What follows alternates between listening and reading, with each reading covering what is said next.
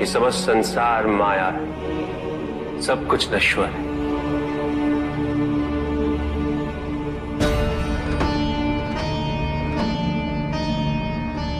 जिन वस्तुओं को हम सुख का स्रोत समझकर एकत्रित कर रहे हैं, वो सदैव नहीं रहेंगे। जो व्यक्ति सत्य को जानते हुए भी लोभ का परित्याग नहीं करते, वो सदैव इन्हें खोने के भय में जीते।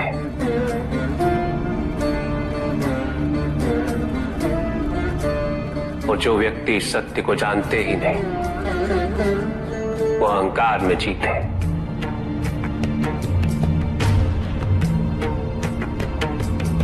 और जहां अहंकार और भय उपस्थित हो,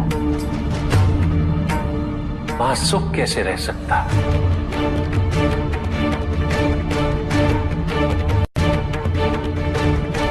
किसी को ये दुख है कि उसके पास कुछ भी नहीं, और जिसके पास सब कुछ, उसे ये दुख है कि पाने को कुछ शेष नहीं। सुख को हम स्वयं अपने दृष्टिकोण से परिभाषित कर देते हैं, जबकि वास्तविकता इससे भिन्न है।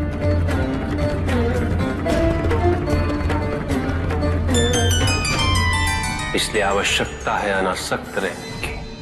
किंतु प्रभु, क्या आसक्ति स्वाभाविक नहीं है? और दुख का मूल कारण भी तो यही है ऋषि भृगु। आसक्ति हमारे मन की शांति को छीन लेती, उसे भंग कर देती।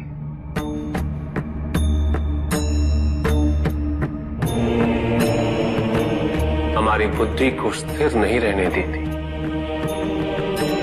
उसे चंचल बना देती।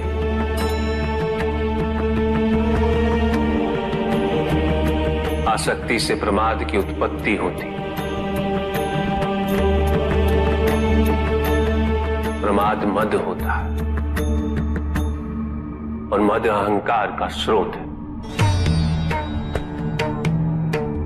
और अहंकार पूर्णतः शुभता में परिवर्तित हो जाता है, अर्थात आसक्ति अशुभता की जननी। इसलिए अनावश्यक है। तो प्रभु, आसक्ति को अनासक्ति में कैसे परिवर्तित किया जा सकता है? और हम आसक्ति से कैसे उबर सकते हैं प्रभु? आसक्ति से मुक्त होना ही अनासक्ति है। आसक्तिहीन होने के लिए अपने और पराये का भेद मिटाना अनिवार्य है।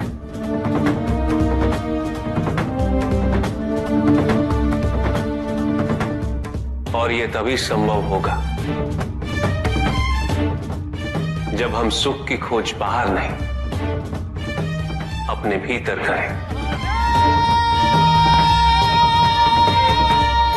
जब हम यथार्थ को पहचानें, उसे स्वीकार करें।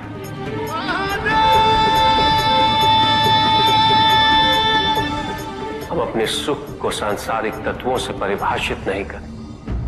जब तक हम ऐसा करते रहेंगे, हम बंधते जाएंगे। जब हम स्वयं अपने भीतर झांकना आरंभ करेंगे,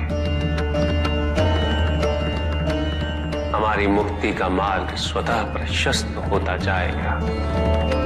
महादेव, आपने हमें दुख का कारण तो बता दिया, किंतु हम भय के बारे में भी जानना चाहते हैं।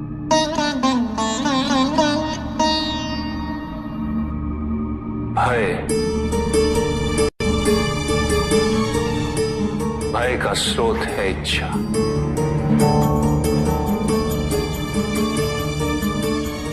पाने की इच्छा होगी तो उसे खोने का भय भी होगा।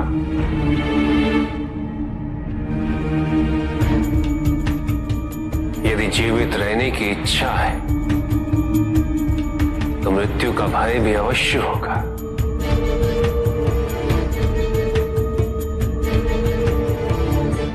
किंतु केवल मनुष्य ही नहीं, देवता, गंधर्व सभी इस भय से ग्रसित हैं।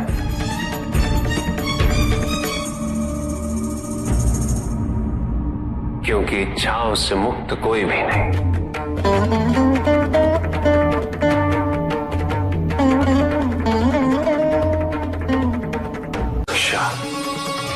ईर्ष्या, द्वेष, परनिंदा